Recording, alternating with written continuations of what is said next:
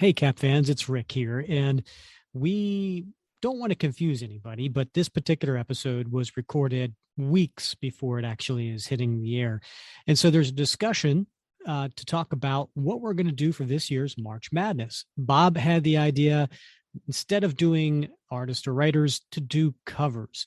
So hopefully, if you've been following on the Captain America comic book fans Facebook group, you've been seeing that we have indeed been doing for March Madness, or Cap Madness, as we like to call it, our favorite covers. So be sure to, if you haven't already, go onto the Facebook page every day at noon Eastern time. We're going to have new choices for you to make, whether cover A or cover B, and who's going to advance in the bracket. So ultimately, it's up to you on which cover ends up being the favorite Captain America cover.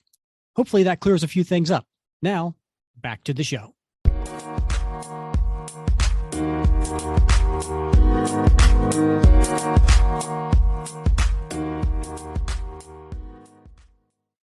Greetings, Cap fans, and welcome to episode 75 of the Captain America Comic Book Fans Podcast. I am your host, Rick Verbanis, and as always, I'm joined by the best gosh darn co-host out there. Hey, that's Mr. Bob Lucius. Hey, Bob. Oh, what's new, pussycat? Whoa, whoa, whoa. You went way back in the Wayback Machine for that one. I did. Yeah. Yeah. What year do you think that I'm guessing 1965. Well, that would be a great guess, Bob, because you're finally starting to catch on. It has a little something to do with the issue that we're covering today, which is Suspense 62 and 64, which happened to be out in 1965. So talking about that, I was looking at 1965, the top grossing movies. And Bob, so what do you think was the number 2 grossing movie of 1965? Well, I would say Thunderball, Rick, but no, Thunderball was number 3. I know. Good guess. I know, but I was going to say Thunderball, but could it have been What's New, Pussycat? No, Bob, it was Dr. Zhivago. What's New, Pussycat was number 8. Well, that makes sense. Yes. So wanted to tie that in, and it's a fun little song. Isn't it like a 5-hour movie, Dr. Zhivago? Oh, yeah. Omar Sharif. That's Omar Sharif, right? Wasn't that was My Sharona? What? That was something else. I don't know. All right. Hey, you know what? Let's go through the top 8 grossing movies of 1965. Yeah. You ready? I bet that'll be interesting. Number 1, Sound of Music. Number 2, Dr. Zhivago. 3, Thunderball, as we mentioned. 4 is Those Magnificent Men in Their Flying. Okay. Number 5, That Darn Cat. Ooh, I like that. Yeah. Here's a good one for you. Number 6, The Great Race. And then number 7, Cat Ballou.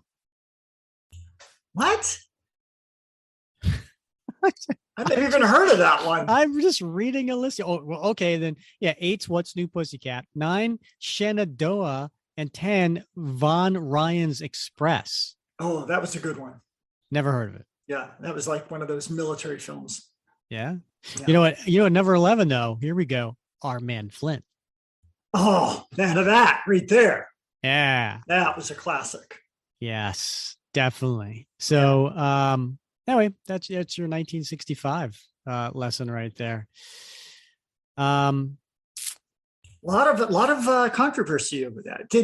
I happen to think that Our Man Flint was pretty influential on the Steranko take on Nick Fury. I don't know. Yeah, I could see that. Just a lot of Steranko fans don't like to hear that, because I think everything came from this fount of wisdom. But I don't know. Man, that Our Man Flint and the sequels, I think, very influential. What is up with the people that listen? Jim Steranko was brilliant. Brilliant. Yeah. Absolutely brilliant. I'm not taking anything away from him, but it blows my mind when people are like, "Oh, he's one of the best Captain America artists ever." He did 3 issues. Right. Yeah. There's been over 600 Cap comics, and he's done 3. As brilliant as he is, I can't claim him to be one of the best Captain America artists, Yeah. but one of the most influential artists out there.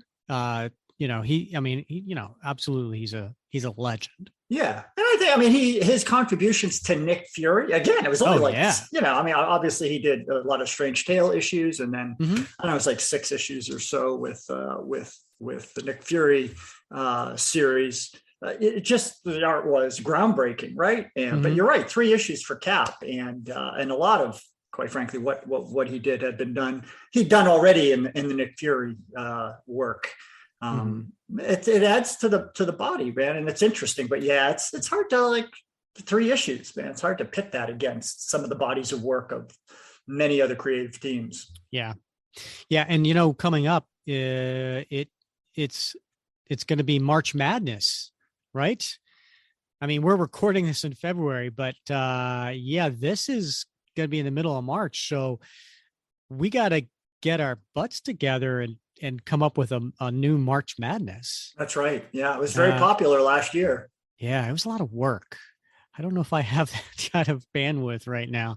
Right. But if we did do it, I mean, we could do writers this time around, or we could do artists again. And then I got some grief last year from some people saying, well, how can you have these two going up against each other? They're like the greats. And then, it pains me to knock them out. And I get it. I just did it alphabetically. Yeah. But now, because we have rankings from last year, I can do what a traditional seed list would be. Yeah. And go from there. I don't know. I think it'd be fun to do something different, though. I mean, we did artists. Might be fun to do, writers. Might be fun to do covers. Who knows? Like, who knows? I don't know. Sky's the limit, buddy. It really is. So you let me know. You do the research. You come up with 64. No, we're gonna do 32. I think we started with 32. All right. You come up with 32 writers or 32 covers. All right. I can do covers, man. I got my list of 32 favorite covers. Oh, yeah? I got 32 favorite flavors. So I'm like Baskin Robbins, buddy. All right. There is absolutely no guarantee that any of this is going to happen, folks. We're just spitballing here. But I will tell you that we'll run into the same issue, though, right? Because there's the nostalgia factor. And covers are just as susceptible as writers or artists, right? And so it's hard to get away from that. It's hard to be it's hard to be objective. People vote for their favorites from their childhood, typically. Yeah. Okay, so let's talk about the bet, Bob. Where are we at here now? We're a little recording out of order here, so we're just going to go with what our current weight is. And so, Bob, do you have a new song in case you win and I have to sing? Because that's the wager, right? Yeah. We're both trying to lose 10 pounds. First person to lose 10 pounds gets the other person to sing a song of their choice. 30 seconds. We're not going to kill the listeners. Bob, what you got? Yes. I'm thinking, you mean a song? Yeah. I'm thinking Foreigner. I want to know what love is. Ah. Yeah. You want to hear me sing? I know what love is. All right. Yeah. I can do that. Want you to show me. Yes. I can do that. Oh, it's a classic. All right. There's so many different choices this time around. But again, I was going with the theme of the episode, 1965. Ooh, so I was looking at 1965 songs. Yeah. And I got to tell you, most of the ones I'm going through from like the top 100 singles of 1965, they're all great songs. Yeah. I don't want you to sing like, I don't know, I Can't Get No Satisfaction, Oh yeah. or You've Lost That Loving Feeling, Ooh, I've heard Downtown, those. Yeah. My Girl, Help Me Rhonda, Oh King of my the gosh. Road. Classics. Yeah. These are. This is a great song. This It'd is be a great offensive if song. I did. Yeah. But I was thinking maybe you could sing this. Let me go until you show me, told me. Oh yeah. Is that Johnny Mathis? Who is that? Mel Carter. Mel Carter. Huh. Mel Carter. Interesting. Which I always thought that she was this large black lady in the 80s sitcom. I think that's Nell Carter. Oh, Yeah, yeah, okay. yeah. All right. Mel Carter. I think he opened up a diner Oh yeah. on Happy Days, if I'm not mistaken. No, that would be Arnold. Mel's Diner. Huh. Where the No, hell is Arnold. that? Yeah. Mel's Diner was the TV show called Diner. Oh, was it? Oh, Right? hell. I don't know. I don't go out much. Yeah, it was. Oh God, that was in the 70s, late 70s, maybe early 80s, and yeah, it had the three waitresses, Oh, yeah, and yeah, yeah, yeah. and Yeah. Mel was Kiss my grits. exactly. I was just about to do that. Whoa. Whoa, right. Right. And Yeah. and that wasn't that Mel's Diner? Yeah, I think you're Yeah, right. no. Yeah. Happy Days, that was Arnold. Arnold's Diner. Yeah. Right. And in fact, they had two different Arnolds, right? They did. They had Pat, what's his name? Pat Mr. Morita. Miyagi. Yeah. He was the original. Uh-huh. And then for I don't know, he left the series, and then they brought in the Italian guy. Yeah. Right. And he was on the show probably the longest. Yeah, he was definitely on the longest. Yeah. Yeah. All right, but I digress. All right, so so where are you at, Bob? Since start to now, how much have you lost? Oh gosh, it's been. You always challenge me with the math, man. I just know what the current is, so I think I'm like halfway there still, like 5 pounds, right? It's like 202 point. It's a little a shade over. It's like 4.9 pounds, I think. 4.9. Yeah. All right, I'm at 4.2. Okay, well, you're catching up, buddy. I am catching up. Last time we weighed in, I was at 3.5. Now I'm at 4.2. I'm catching up, Bob. But you're screwed though, man, because my rower gets here on Friday. So I'm rowing all weekend, buddy. Row. Yep, and I picked up the prescription for my colonoscopy, and I'm doing it early, and then I'm just gonna tell them I lost the prescription, so they gotta give me a new one for the actual procedure. So. Oh gosh, that's cheating. You're totally cheating. I don't care. You're not losing fat there. You're not getting. That's not the 10 pounds you were hoping to lose. Well, whatever, man. 10 pounds is 10 pounds. It's like I'm going to cut off my foot. There, I won. That's not the 10 pounds you're trying to lose, Bob. Okay, well, do what you got to do, man. Oh, boy. All right. That being said, maybe we should just get into the comics. So we're covering today Tales of Suspense, going to 1965, as you mentioned, and we're going with issue 62. Now, you may say, okay, what is about issue 62? Well, it is the Captain America story called Breakout in Cell Block 10. And it's basically the story that Al Milgrom based the sequel Captain America 260 on, which was the prison reform issue that we covered in 72. And since we covered that and speaking with Al Milgrom, we figured, hey, let's cover this. It's always fun to go back to Tales of Suspense, and this is a good one. And then we thought, well, it's only 10 pages, so we might as well do another one. And I got shot down on 63. Bob said, no, the origin issue we got to do another time, and I respect that. So we're going to do 64, which is the Sando and Omar story, and I got a little backstory on that, Bob. Mm-hmm. That sounds good. That sounds good. I think it's really cool to like go back and do this story from issue 62, the cell block 10 story, because it really was integral to what we had just covered, and it's timely too, right? I mean, there's history behind this one as well, just as there was history, I think, behind Al Milgram's prison reform story. So I love comic book stories that sort of tap into what's going on in society at the time, and then use that as a launching pad for good storytelling. Yep, I agree. All right, so we're looking at the cover to issue 62, and Bob, what's kind of cool about these covers from 1965, they try to pack a lot on the covers, and there's often going to be word balloons or thought balloons, but most of the time there's going to be like these big starbursts and things like that that have titles and some sort of marketing on there. And this one is not shy. So it says Tales of Suspense featuring Iron Man and Captain America.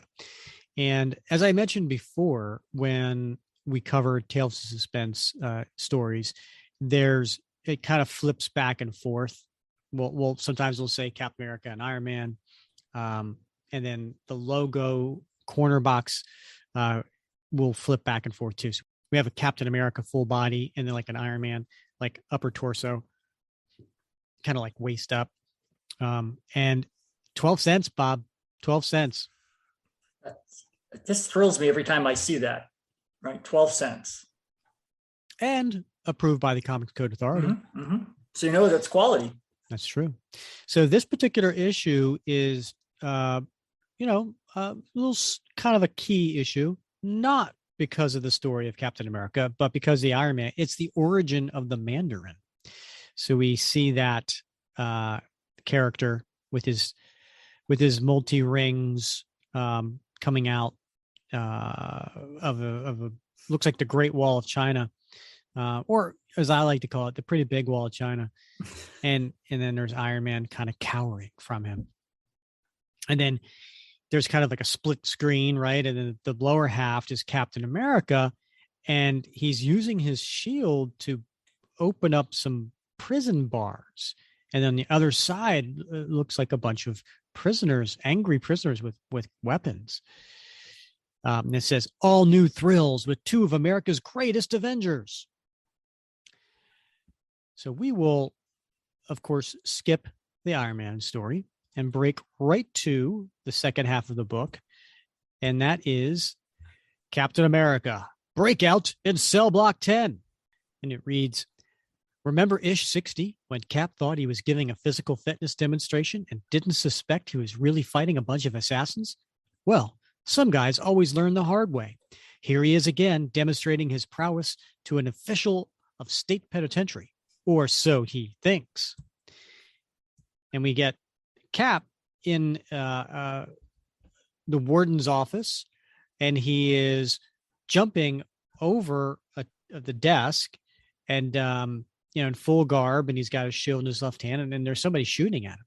And he's thinking to himself, oh, I'm sorry, Bob. You know what I forgot to do? You just blew off the creative team. I really did. I never do that. Mm-hmm. Oh, I hope Stan Lee and Jack Kirby can forgive me. And Chick Stone. I'm getting there, Bob. So the creators at the bottom of it does say, POW script, Stan Lee. Wham art, Jack Kirby. Zowie inking, Chick Stone. Oh, lettering, Art Simic. Featuring Cap's own brand of galvanized action, Nuff said. And Cap's thinking to himself, I wonder why they asked me to demonstrate how I would defend myself if the prisoners escaped and attacked me. Oh, well, they must have their reasons. And he goes underneath one guy's legs and bounces through as he balls himself up with his shield. Where is he? Where'd he go? If you were shooting real bullets instead of blanks, I'd try to elude you like this. There he is, Rocky, behind you. I'll try to get this over with quickly so that no one gets hurt. I'm still anxious to learn the reason I was asked to come here and do this. And then after he knocks down and knocks out all of the prisoners, these armed guards come in with their weapons. He put those guys away like they were nothing. I guess that wraps it up, sir, unless there's something else. And there's a short, bald man with like white hair on his temples, smoking a cigarette in a green dressed pinstripe suit. And he says, "No, that does it. You were indeed as good as your reputation, young man. And now, before I leave, you said you explained why you hoped to accomplish by this little demonstration." "Ah, yes. So I did. By the way, if I didn't know better, I'd swear these guns have been firing live ammo." Well, of course, we do know better, don't we? And now, if you'll come with me, Captain America. Next page, he's walking down the middle of the corridor of these, of the jail cells. And there's some armed guards at the end where he's walking toward. "The explanation you seek is waiting for you here in cell block 10. I've heard of cell block 10. It's where your most dangerous convicts are kept under maximum security condition." "You are very well informed on such matters." "That is precisely correct." And he keeps looking at some of the guards who look a little, not very clean shaven. "I know that this job requires really rugged guards, but these fellas somehow look too brutal." And then all of a sudden, the doors to all the jail cells open up, and dozens of prisoners start ganging around him. "There he is now. About time. We thought we'd never get here." "They aren't locked in? Is this some sort of trick? But how? Why?" "Hey, look, guys, I think Sonny Boy is getting suspicious." "Well, what do you know? There ain't no flies on him." I guess they're referring to he doesn't smell. What do you think? I think that means, I don't know. Ain't no flies on him. I guess he moves pretty quick. Flies can't land on him. He's I don't know, but he's standing still. Yeah, I think they meant like mentally. Okay. And then the man in the green pinstripe suit says, "As you can now guess, Captain America, I am not a genuine prison official." And then, before Cap can make a move, "Grab him fast. Don't give him a chance to get into action." "Relax, Blackie. There ain't anything he could do anyway. Even Captain America can't beat us all." And then they get the shield and give it to Deacon. "Good work, boys. We've got what we're after. This shield of his will be our ticket out of here." "So what do we do next, Deacon?" "Put him in the cell with the real deputy superintendent. Now that we have his shield, he's no good to us anymore." "Don't just stand there. Give us a hand. He's like a tiger." "Hold him. Don't let him get away." "It ain't easy. There's only about a dozen of us." And they throw him into a cell. No sense trying to resist now. I'll wait till I learn more about their plan.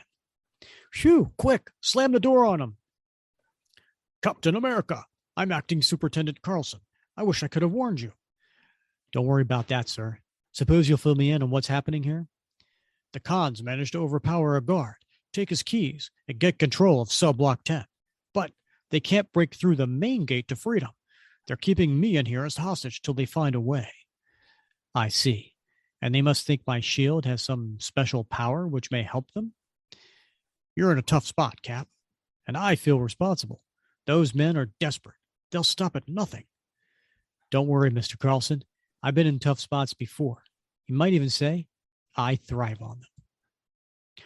"Meanwhile, follow me, boys. With this shield in our possession, nothing can stop us." And there he is. He's leading them down a corridor, the dozen armed convicts. "You tell them, Deacon."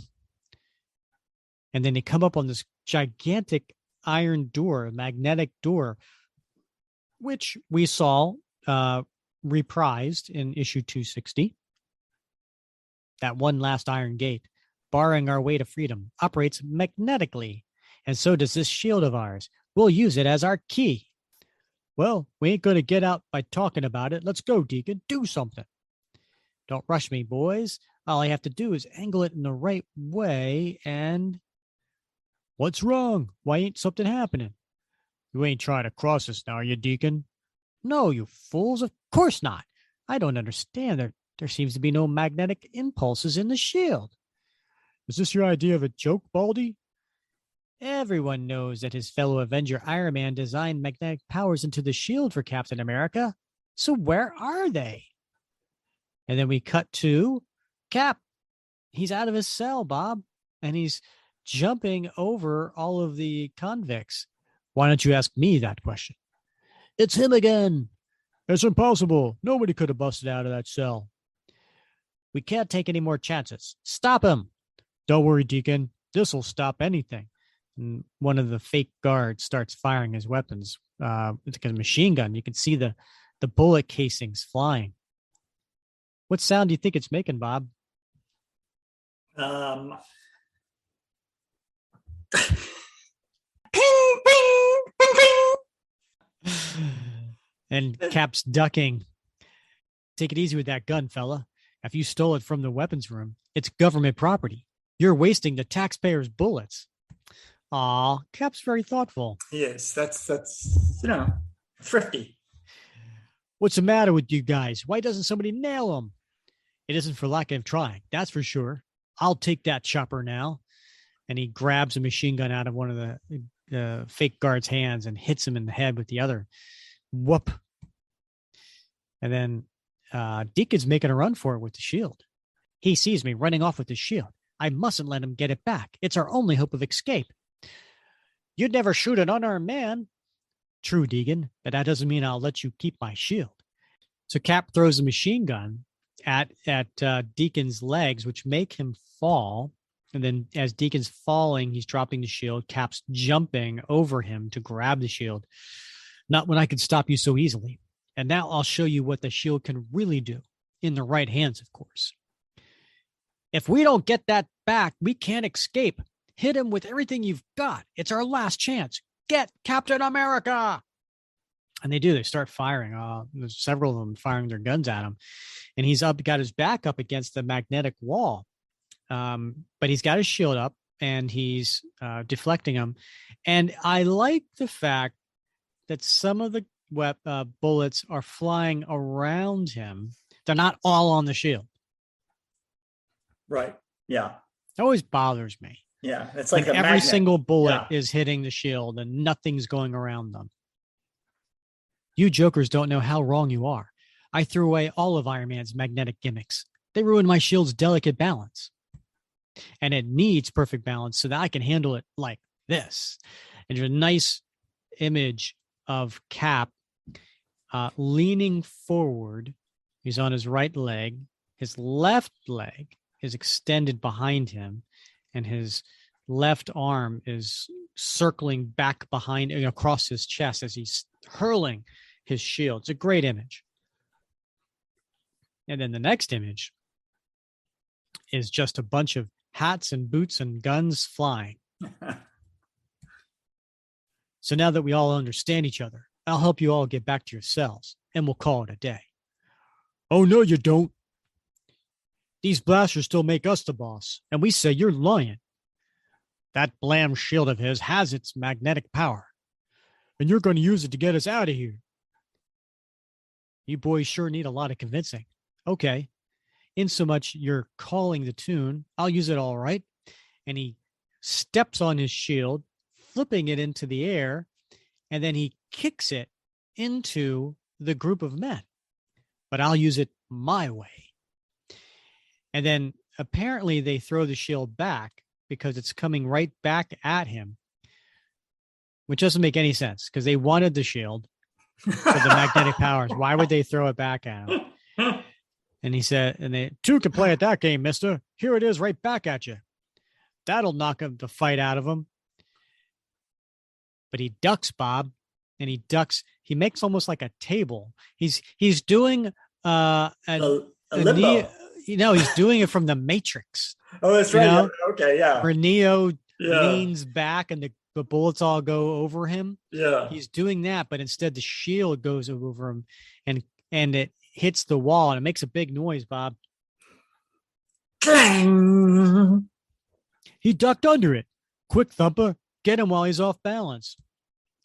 So here we got Thumper, right? So Thumper, Oh, who had a Thumper. big role in issue 260, Mm-hmm. this is his first appearance. He's a big, tall, white guy, bald, burly. All right, wise guy, you can forget the tricky stuff now. I'm going to put you to sleep with one sock. They don't call me Thumper for nothing. I've heard of you, the man with the fist of steel. But I'm no weakling myself. And then their two punches hit each other, making a huge noise. It ain't possible. Nobody can punch as hard as me. My hands are twice your size, but you almost busted my fingers. Someday you hardheads will realize that strength isn't everything. There's also timing and leverage and pressure points. But this is hardly the place for a lecture. Come on, we'll all rush him while he has his hand's still aching. It's now or never. Quick, before you can grab hold of that shield again. And he kicks them instead. And it makes a noise, Bob. Thwack! Look, boys, I'm getting bored with all this activity. Why don't you all go to the prison library and read a good book or something? But look, Deacon's grabbing the shield while Cap's not looking behind him. And he's taking the shield and he's about to hit Cap from behind. Doesn't the Deacon realize I can see his shadow on the wall beside me? He's just not cut out for this sort of thing. I don't want to hurt him, so I'll just lean back suddenly and show him the error of his ways. And it makes a noise. And then, before another move can be made, don't anybody move. We got you all covered. There's like a dozen or so guards come in with weapons. What hit you all guys anyway? A hurricane? Yeah, by the name of Captain America. I brought help as soon as I could, Cap, but somehow I feel was no need to rush. Incidentally, Deacon, I was not lying. My shield no longer has any magnetic devices. I believe you, mister, but there's one thing you've got to tell me. How did you escape after he locked you in the cell? It was fairly simple. The trained specialist prepares for every eventuality. While you and your penitentiary pards were so eager to run off with my shield, I merely wedged a folded chewing gum wrapper between the lock and the door. So you see, it never really locked. Uh-huh. Clever. He uses that same trick in 260 as well, didn't he? Didn't he like stick something? Oh, he had some Yeah, the other little door. metal plate. Yeah. Yeah. Yeah. Because I don't think some chewing gum wrapper is going to stop a metal door from locking. And I want to come back to that in a minute. Finally, after order has been completely restored, so Cap's walking with the warden. Now then, what were all the prisoners saying about magnetic door which they couldn't open? It's the latest thing, Cap. It's modeled after a giant bank vault door. But what the Deacon didn't know is nothing can open it except sound. It is set to unlock at the sound of just two words. What words are those, sir? Captain America. And sure enough, it opens. The end. Promise you won't miss our next CA thriller. It'll be a different type of adventure. And in Marvel-land, you know what that means. So, Bob, I want to go back to the explanation of how he got out of his cell. I think this was, now listen, they were pumping out a ton of books at this time, right? And the Marvel way of doing comics was the writer would make a plot, the penciler would do it, and then the writer would do the script afterwards, right? Mm-hmm, mm-hmm.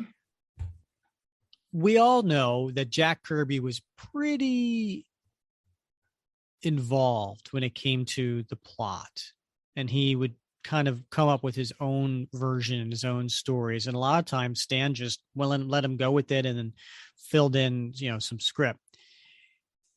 I got the impression reading this story that there was a couple of things that Stan had to write around to make it make sense. Right. Yeah. He had to come up with an explanation of how Cap got out of the cell because, and I went back to that panel. They threw Cap in there and he landed, 5 feet from the door. Right. It wasn't like, how did he slip that in before the door closed? You know what I mean? Yeah. Like at least in issue 260, we saw him do it. Right. But in here, it didn't. And then he threw the shield, but then the next panel was being thrown back at him. Like that didn't make sense to me. Right. Yeah. You're right. It's I think you're right. I mean, I think there's some plot holes that need to be sort of filled very expeditiously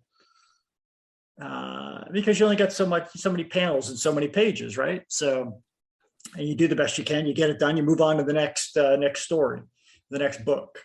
So I think it's also right. Who's this being written for? Good point.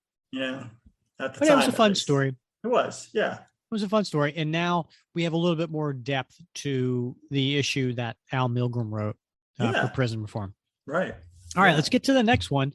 We're skipping 63, which is the origin issue. We'll come to that to another time.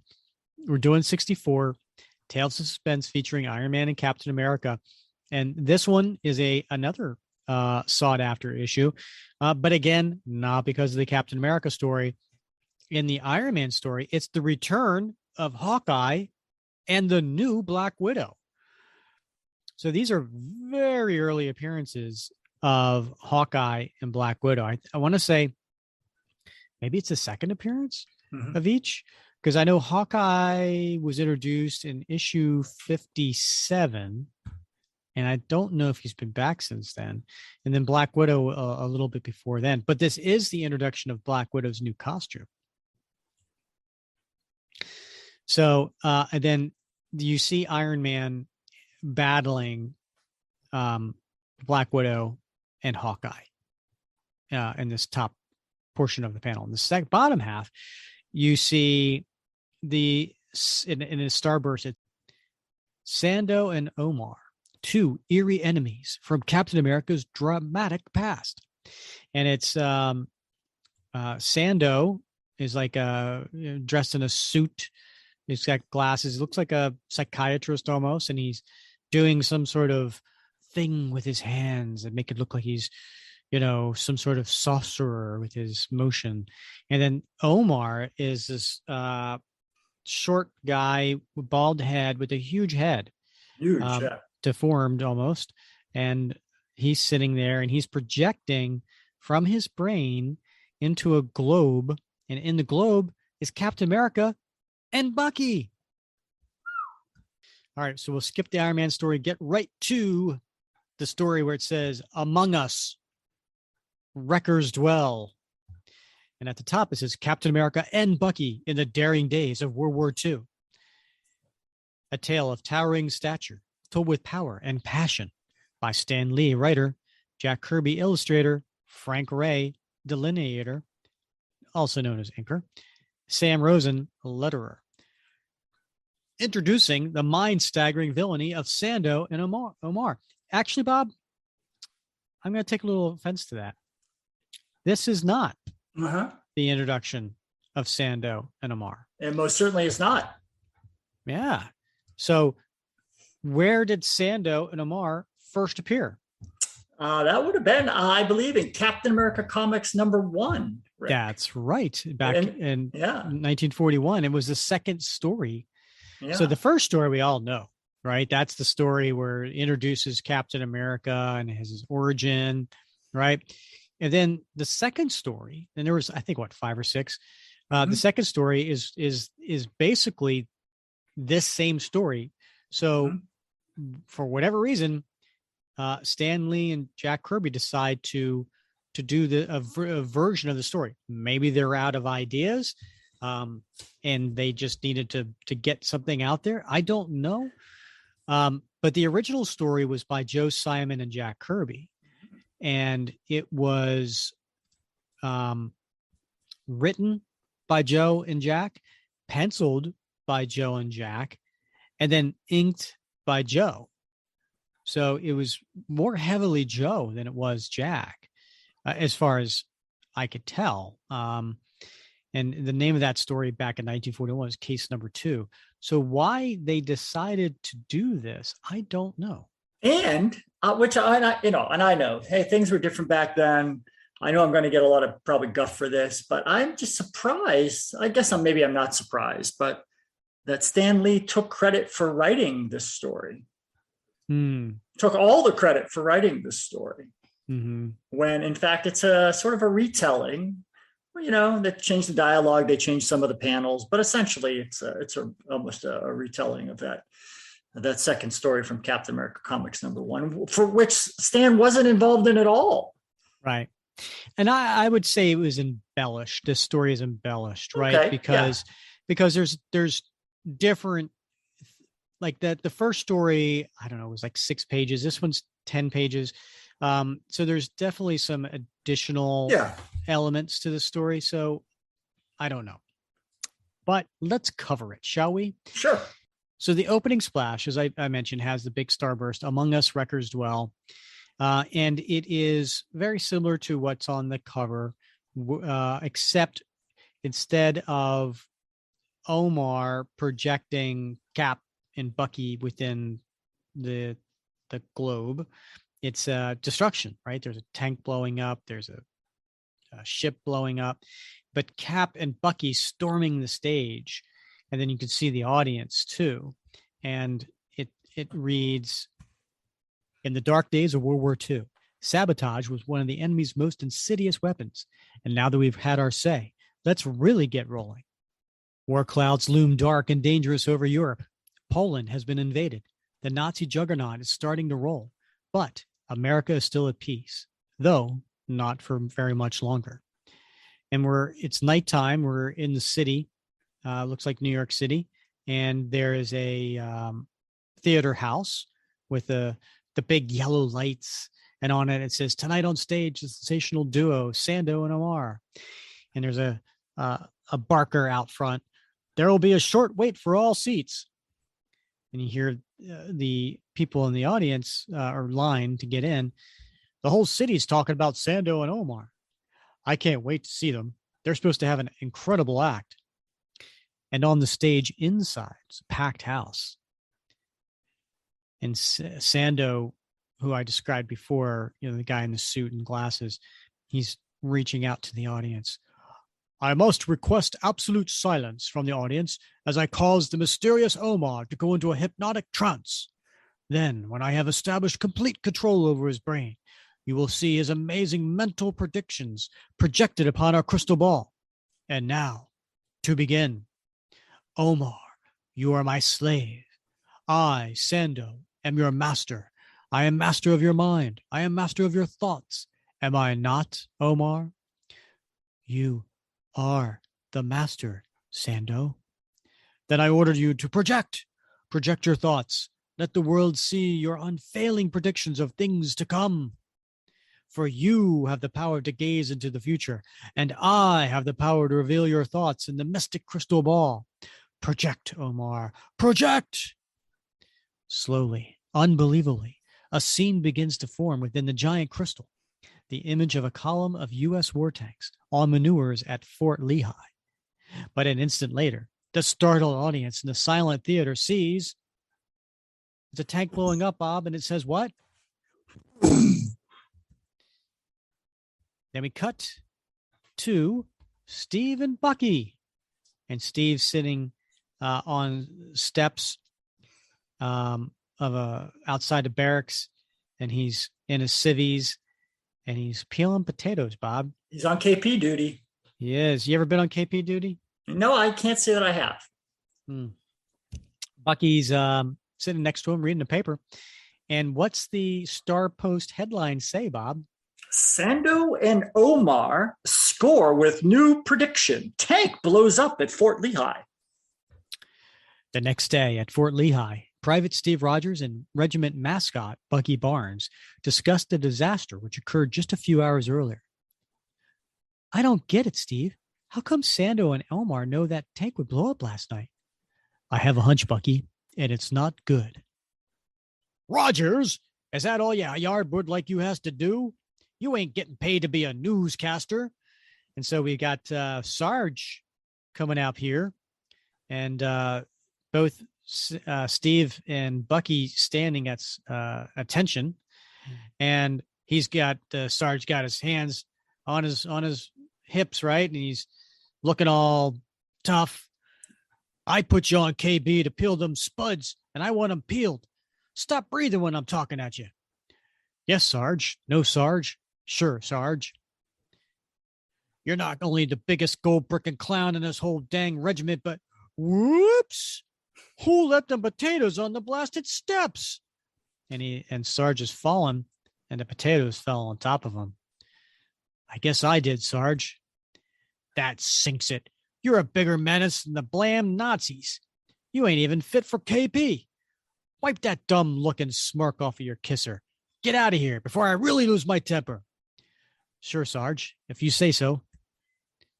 And so, a few hours later, the two of them are standing in line paying for tickets to see Omar and Sando. I'll bet you arranged that whole thing so you could come see the show, Steve. Bucky, we've got to do something about that suspicious nature of yours. I got news for you, soldier. The balcony seats are in the other direction. That's why we're going this way, youngster. I want to see Sando and Omar at close range. They're backstage, Bob. Look, there they are. No, absolutely no interviews. We have nothing to say to the press. But people are wondering how you... No, now leave us. That is final. I wonder if he was born with his cheery disposition or had to work hard to get it. That gal reporter is slipping into their dressing room. Looks like she's beating us to the punch. What do we do next, Steve? This, Mr. Barnes. Just what I'd hoped you'd say, Mr. Rogers. And when he's saying that, he's taking off his military fatigues, and he's underneath. He's got his Captain America uniform on, and then Bucky's putting his domino mask on his face. This panel looks really familiar, Bob. Does it? Yeah, it really does. I don't know if it's just if it's an homage to something else, or maybe it's just, or others have been an homage to it, but it's a very familiar looking panel. Within seconds, the colorful world famous figures of Captain America and Bucky make a dazzling leap to an overhead complex of pipes from which they can swing effortlessly into the theater's projection room. Let's go, lad. Allie, oop. Now, Bob, I know Cap's got the super soldier serum. Mm-hmm. He can make big leaps like that. Yeah. How's Bucky doing that? I don't know. He's just highly trained, I guess, Rick. He's an athletic lad. Okay. Mm-hmm. Meantime, on the stage below, Sando and Omar have again begun their awesome act. You are thinking of a bridge, the bridge which links Camp Cosgrove with the mainland. The bridge has collapsed. This will be a disaster for Camp Cosgrove, and yet there's no way to prevent it, for Omar is never wrong. Omar looks pretty upset by all this, Bob. He does. He does look a little perturbed. I'd say horrified. But in the projection room above, Captain America and Bucky come to a somewhat different conclusion. I thought so. The act's a phony. Those aren't thoughts in the crystal ball. They're pictures projected from an accomplice up here. But why, Cap? Why only scenes of disasters? That's what we're going to find out. And the accomplice he's got all tied up and gagged. Then, moving like the skilled, well-trained fighting acrobats which they are, the dazzling duo leaps over the heads of the audience as Cap reaches for the swaying curtain below. Hang on, Bucky. This is faster than walking. And a lot more fun, too. Look, above, it's Captain America and Bucky. I'll go after Omar, Cap, while you tangle with Sando. Right, lad. But first, I'll get rid of that phony crystal ball. You dare break up my act? You'll pay for this with your lives. Hold on, Sando. I want some explanations before you start making us pay with our lives. There's a lot more behind your crooked routine than just fooling the audience. And I'm going to find out what it is. Now get over here and start talking, mister. And then he punches him, Bob. That seems a little over the top. Well, that was very much Captain America and Captain America comics back in the 1940s. So it very much was, yes. A lot of these panels were drawn from that original story. But suddenly a fearful scream rings out from backstage. What's that? A girl's voice. She must be in deadly danger. It came from your dressing room. Don't try to leave, Sando. There's no place you can hide where I won't find you. But then, come in, masked man. We'll show you what happens to guys who rough up the boss. We'd figured you'd come charging in here if you heard the dame scream. The dame. The skirt, you know. The toots. Cap, they said they'd shoot the girl reporter if I didn't surrender to them. Stop struggling, lady. Sando don't like Snoop sneaking into his dressing room. But finally, when the girl is allowed to speak, she says, I'm not a reporter. I'm a special agent for the Women Army Corps. We're cooperating with the FBI and investigating this new wave of sabotage. Glad to hear that, lady. We always like to know who we're going to finish off for Sando. We could drop that Sando act now. I'm Colonel Wolfgang von Kranz, and I received my orders directly from Der Führer himself. And he comes behind Cap with a pistol in his back. And not just any pistol, Bob. Looks like a Luger, which is a German pistol for those who don't know. Give us the word, Herr Colonel, and Captain America dies. It'll take more than a word, Nazi. Okay, Bucky, let's move. And then Cap ducks, uses his shield, slangs the guy behind him, and it makes a noise, Bob. I can't do that noise. Why not, Bob? Well, I'm not even sure how that sounds. What is that? Pooey. I don't know. My cat's looking at me like, what the hell? Yeah, and now the shield hitting the guy in the head, that's a wham. Oh, yeah, that's an easy one. Right, and then something hitting the floor was a pawang. Pawang. Yeah, easy. Yeah. I was hoping you'd say that, Cap. Oh, and then the lady reporter does a back kick with heels no less in someone's face. I'll show you that a female doesn't have to be helpless herself. Clap.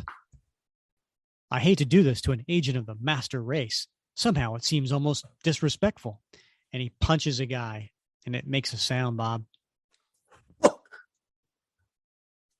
Whack.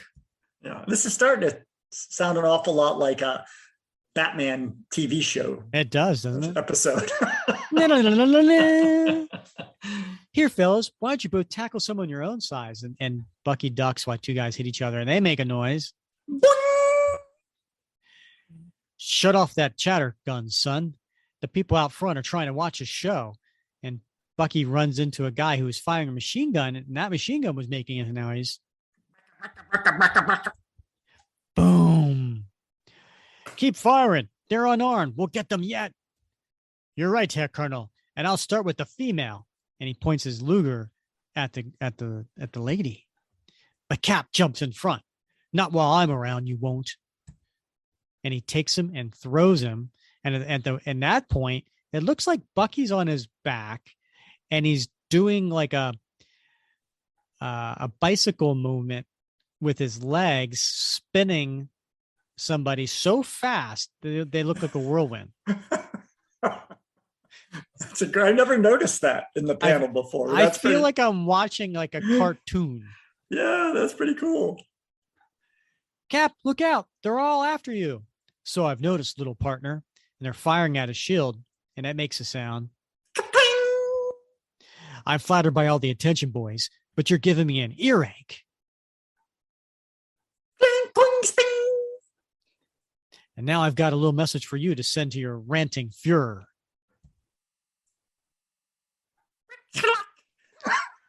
He's hitting him with the shield, and now he's punching him. Tell him that free men can play pretty rough too. And just then, that right there, Rick, right there, that panel, with the guy flying backwards after Cap punches him. How many times, I would love to have a coffee table book that just has, because I've seen that sort of image, right, done so many times in different books, different artists. Cap punching somebody and them flying back, head over heels. I think it'd be cool to like see them all together. I like that idea. That'd be kind of nifty. Set it to music. So at this point, Sandoz, who's been laying on the ground, grabs his Luger and he starts. Actually, doesn't even look like a Luger anymore. It looks like a revolver. He lowers his shield. I can't miss at this range. Now you die, Captain America. And he fires. But Bucky comes, pushes Cap out of the way, and in one motion also throws a four-legged stool at the man. Look out, Cap. I'll take care of that monocled murderer. Be my guest, Bucky. That was too close for comfort. And it hits him in the head. It knocks the gun out of his hand and then hits him in the head. And that makes a sound.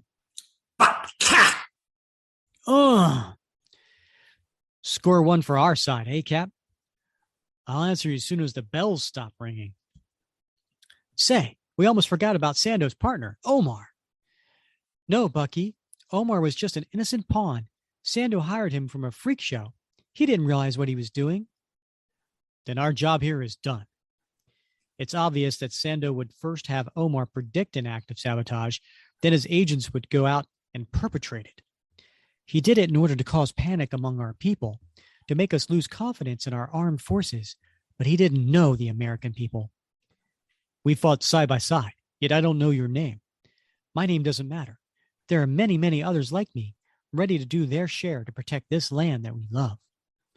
Till we meet again, you may know me as Agent 13.